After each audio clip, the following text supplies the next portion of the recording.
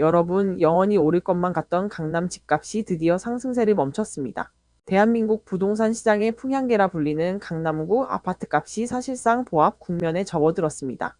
서초, 송파, 용산 등 이른바 상급지들의 상승률도 일제히 한 자릿수로 쪼그라들었고 중강남 과천은 무려 88주 만에 하락세로 돌아섰습니다. 시장이 이렇게 급변한 가장 큰 이유는 이재명 대통령이 다주택자를 집값 과열의 주범으로 지목하며 고강도 규제책을 쏟아내고 있기 때문입니다. 특히 오는 5월부터 다주택자 양도소득세 중과가 재개되고 토지거래허가제의 실거주 의무를 유예해 세입자가 있는 집도 팔 수 있게 퇴로를 열어주자 시장은 즉각 반응했습니다. 지금이 아니면 못 판다는 심리가 확산되면서 서울 아파트 매물은 한 달 만에 무려 20.4%나 폭증했습니다. 명거품이 빠진다. 무주택자의 내 집 마련 기회. 이 정책의 가장 확실한 빛은 단연코 과열된 시장의 진정과 호가 하락입니다. 다주택자들이 서둘러 매물을 던지면서 가격 경쟁이 치열해지고 있습니다.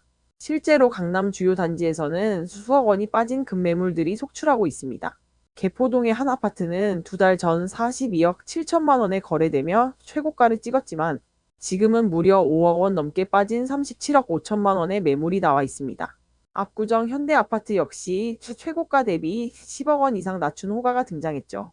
전문가들은 다주택자 양도세 중과가 본격 재개되는 5월 전까지는 이러한 집값 조정 국면이 이어질 것으로 내다보고 있습니다. 즉 거품이 낀 집값 때문에 좌절했던 실수요자나 내 집 마련을 준비 중인 무주택자들에게는 지금이 오히려 시장에 진입할 수 있는 절호의 기회가 열린 셈입니다. 암 대출 연장 불허의 공포, 세입자에게 튀는 불똥. 하지만 강한 약에는 반드시 쓰라린 부작용이 따르는 법입니다. 이 정책의 짙은 그림자는 바로 금융권의 대출 옥죄기에서 시작됩니다. 정부는 다주택자가 주택담보대출 만기를 연장할 때 아예 LTV 0% 규제를 적용하는 방안을 유력하게 검토 중입니다.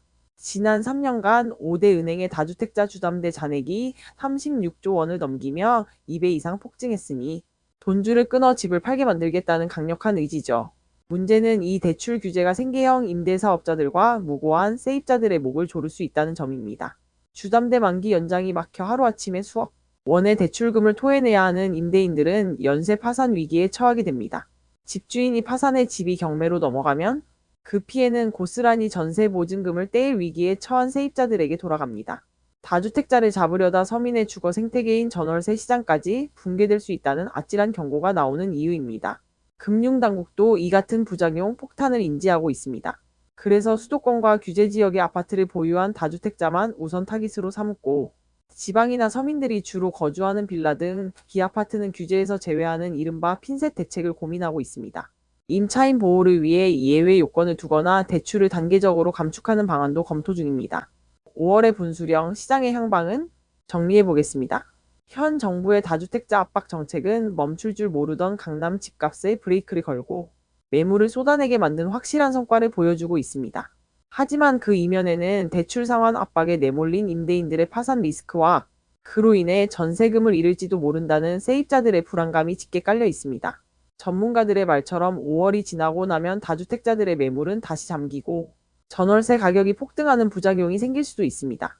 집값을 잡겠다는 정부의 강력한 칼날이 갭투기꾼의 심장만 정확히 도려낼지 아니면 서민들의 주거 안정까지 베어버릴지 지금 부동산 시장은 그 어느 때보다 아슬아슬한 줄타기를 하고 있습니다. 시청자 여러분의 생각은 어떠신가요?